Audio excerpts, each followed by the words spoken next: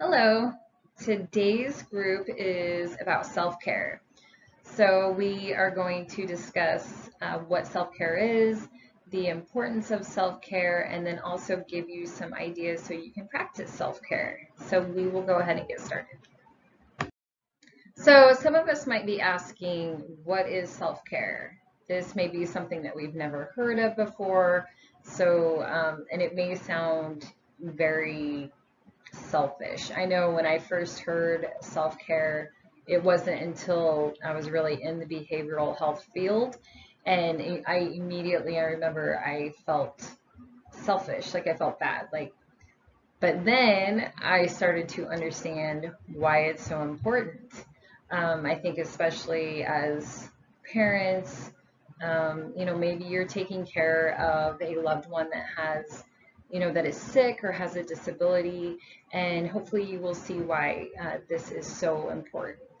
So I just added some things here. So self care is taking care of your mind and your thoughts. It's taking care of your emotions, taking care of your spiritual health, and taking care of your physical health and body, and increasing your own well being through self care behaviors.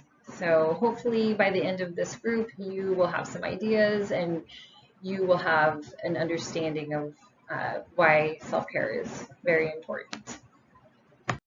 Okay, so we are going to dive into these in more detail, but why is self-care important? So it is important for many reasons, but I just listed a few here. So it's easier to care for others, it prevents burnout, it boosts confidence, it also helps to set boundaries, build healthy relationships, fight illness, and improves your mental health. So we will go into further detail with each of these. So the number one reason why most people fail to practice self-care is because they focus too much on caring for others. And it's never done intentionally. This isn't, made to make anyone feel, bad or anything like that. It happens. Like when we are taking care of, whether it's children or it's our elderly parents, say you're even a caregiver, all of those things, we may not realize it, but they really deplete us of, you know, just strength, and even emotionally it can be taxing.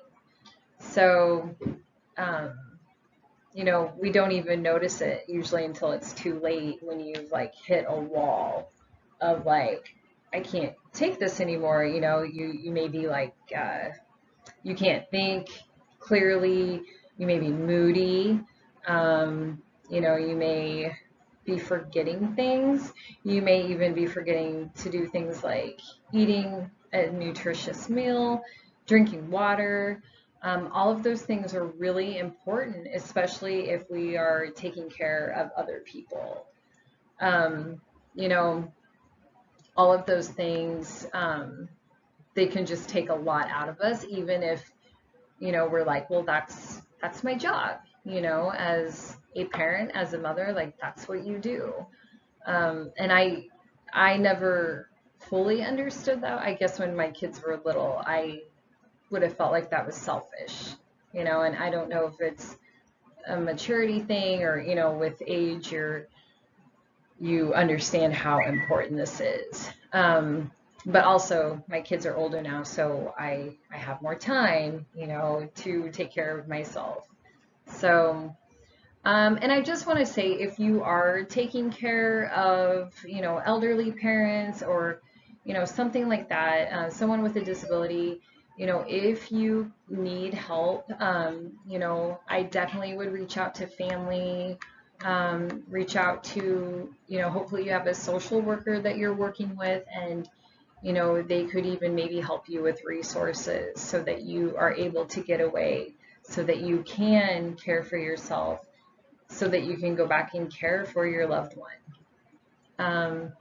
So just again, I think, especially, I guess I can relate to it as a parent, and then I also was a caregiver.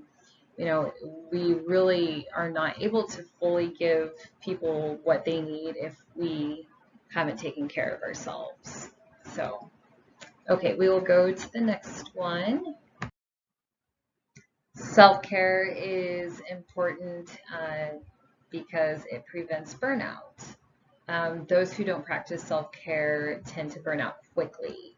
This is, you just are completely focused on, whether it's work or school or taking care of a family, and you aren't getting an outlet, you aren't taking care of yourself, you're not, even taking like 10 minutes, to meditate or pray or, go for a walk. And that's kind of when you will hit like a wall, and you can feel it physically, mentally, emotionally, and it's burnout. So, like I said, even 10 minutes of a daily meditation, prayer, can help find your inner peace, especially during difficult moments. When you don't practice self-care, you'll often push yourself beyond your limits. Um, you might overwork yourself at work and at home, and you'll say yes to too many obligations. But when you practice self-care, what you're telling other people is that you need time to invest in your own well-being. And I am huge on this. I am very big on saying no. I come from a family where especially the women are like, okay, yes, like I'll do that, and I can't. I've tried, and I know what it does to me. I have too many things on my plate, and then it actually, my family is probably the one that takes the brunt of it, but it's just hard on my emotional, mental, physical health. So don't be afraid to say no. Again, if you grew up in a family where, you know, everyone said, yes, oh, yeah, sure, I can do that. There is power in saying, no, thank you. And you can be polite about it. You can be very friendly about it. But yeah, no, thank you. You got to take care of yourself. So, yeah, so you want to prevent burnout. And you want to do that. You want to do that before you, like I said, you hit that wall and you just, come undone. So, and then instead of overreacting to stress or anxiety, when you practice self-care, you have built in a system where you take regular care of yourself to prevent crashing and burning. I like how that is said, crashing and burning. I don't know if you've ever gotten to that point. I'm sure, again, just most of us that are parents, it happens. You are so, focused on taking care of your family, and then you're working or you're in school and you're burnt out and you can feel it. Again, physically, mentally, emotionally. And so we will move on to the next topic. Self-care can boost your confidence. It can do this when you fuel your body with nourishing foods, drinking enough water throughout the day, and then exercising regularly. You ensure that you're in great shape. And at the same time, you're improving your mental health. So you're more upbeat, you're more positive. When we feel better about our bodies, about how our clothes maybe fit, like you're just more upbeat. It makes you feel more confident. So, and then when you practice self-care, you're subconsciously telling yourself like you matter, or, I am worthy. And that's helped me along the way, is to tell myself like I am worthy, like I'm worth this. And that was not always easy for me because I did not believe those things for a very long time. So, but yeah, you start to take care of yourself, and you're worth it. You are worthy. Um, So taking care of yourself, it puts an emphasis on your importance in the world. The more you practice self-care, the more confident you become because you recognize and you value yourself. Setting boundaries. When you practice self-care, you set clear boundaries. Most parents focus on taking care of their kids at the expense of themselves. This isn't a healthy example to set for your children. And this isn't a long-term strategy for your own well-being either. And we talked about that earlier, as parents, just feeling burnt out because we put a lot into our children because we love them. But by practicing self-care, you set boundaries and you establish me time. And I have to share this story. I met some people in my neighborhood, and I was going on a walk, and they were like, "Oh, like, can we go walking with you sometime?" And I immediately was like, inside, I was like, "Oh gosh, no, like, like that's my me time." But I felt, it was just I didn't want to be rude, so I was like, "Okay, sure." And these people, they kept texting me and they wanted to go walking, and I just had to tell them. I said, I am so not trying to be rude, but I said my walking time is my me time.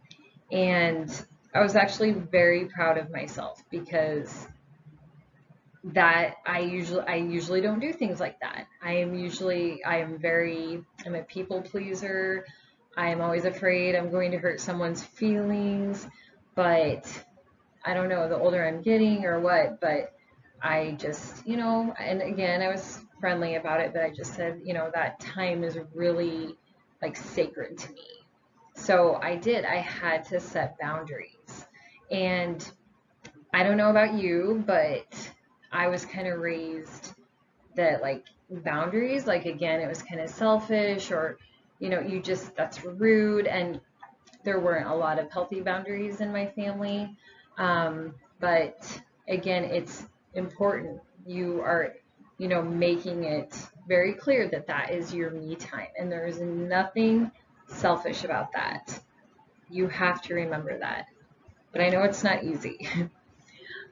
You can show those around you that it's important to take care of yourself, like our kids. Like our kids are seeing that, that, and I know, trust me, as a mom, it can feel selfish, but I also have explained to my kids, the older they're getting, like they know, like mom's walking time is very important to her, and they want me to go on a walk. Because they can just tell, like it makes me feel better, I'm happier. Um, it's a great way to start my day. So again, even setting those healthy boundaries, it's a good, you know, it's important for our kids to see. So I just wanted to add some signs of healthy boundaries.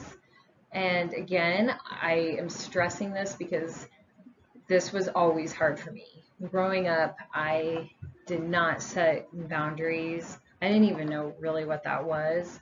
And it was very unhealthy. So, you know, we talked about this one as saying no without guilt. Do not feel bad. You have to take care of yourself, right? You have to take care of your family. It is not, selfish to say, no, thank you, or you know what, not right now.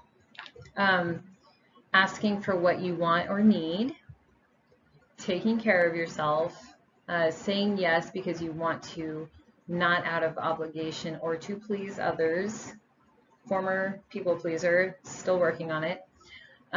Behaving according to your own values and beliefs, feeling safe to express difficult emotions and have disagreements, feeling supported to pursue your own goals.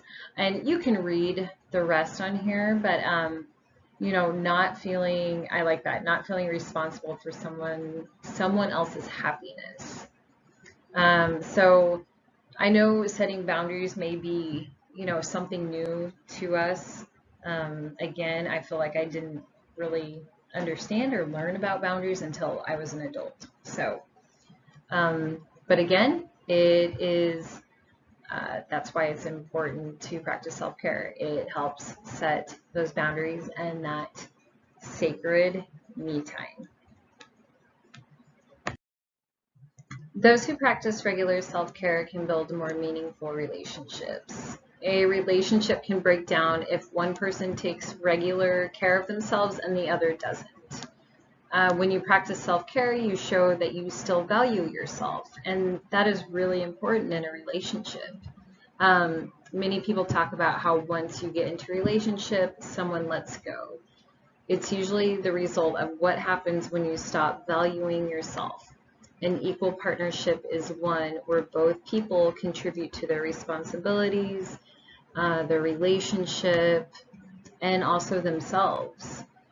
By trying, some of these things that we'll mention in the group as far as self-care ideas, you can show your partner, your spouse, that you still respect yourself and that they should too. So, and it's something that, you can do together, and it helps build a healthier relationship. Self-care is important because it can help fight illnesses, both physical and mental. Those who suffer from mental illnesses might practice self-care to reduce symptoms, which can eventually spiral into physical symptoms if they're left untreated. Not only will you gain a stronger immune system with regular self-care, but you'll also be able to manage, say, the anxiety. Anxiety untreated, unfortunately, can spiral to physical symptoms, such as headache, stomach aches. So self-care can also prevent those negative physical symptoms. For example, exercising, eating healthy, drinking enough water throughout the day can help prevent a lot of health issues such as heart disease and diabetes. Self-care can play a massive role in mental health. Most therapists will often recommend some sort of self-care treatment. If you are unable, you can't afford therapy to get help with your mental health, you can practice self-care, and that is a very cost-effective alternative. So, for example, you can practice meditation, which is often recommended by your therapist. You can also find time to exercise, which is another important self-care idea, and that doctors will recommend. You can create yourself a relaxing kit, which is made up of all the things that help you to relax, so that if you find yourself getting stressed out, you can go straight to your kit to provide yourself self-care. I have never had a relaxing kit, but I think that is something that I'm going to look into. Sounds like it would be very beneficial. Okay, so now we are at the end of our group, and this is kind of the fun part. We talk about some self-care ideas, and there are a ton. I'm just going to start off with that. I did find a site online that had 150 self-care ideas, but I obviously couldn't put all of those on here.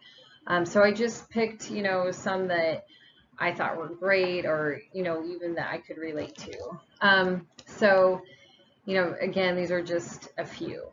Going for an evening walk, cutting out people who stress you out, not worth it. Finding time to work out, spending less time on social media. I'm working on that one. Lighting a candle. There's something about, especially fall, I love like the fall candles. There's something about those smells from the fall and the winter that I love. And saying no, huge one. And then being positive, whether you're at work, whether you're at home. On the site that I was on, it did just say work, but I added home because some of us work from home. There are a lot of, stay-at-home moms, stay-at-home parents, stay-at-home dads. So, just even being positive and maybe not a stress-free environment is awesome self-care. I don't know if you've ever worked in like a toxic environment, but that is a form of self-care, just being positive, but also, being professional, being friendly, but also, you can say no. So you don't have to be around that. Because it's difficult. But there are so many self-care ideas. I've even seen ones where, it's like cleaning out your closet, getting rid of junk. It may sound silly, but for some people, like getting rid of extra stuff, junk. Maybe it's clothes you don't wear anymore. Like there's something therapeutic about it. For some people, cleaning in itself is therapeutic. What else have I seen? Journaling, reading, going and getting, ladies, going and getting a pedicure, a manicure. There's so many ideas. So they are out there. Again, I obviously could not list 150 on here, but I can post that link at the end and you can check those out. But again, self-care is, just focusing on yourself, taking care of yourself so that you can be your best. And I don't mean just, physically it's everything. It's mentally, emotionally, physically. And when we are our best, when we feel our best, we are able to take better care of our families. We're able to be better coworkers. We're just better people. So self-care, I know it may be foreign to a lot of us, and it may even be kind of like, scary, uncomfortable. But again, it's very important. It just, please, just know that you are worthy and you deserve, to focus on you and take care of yourself. So I hope you found this group beneficial, and thank you.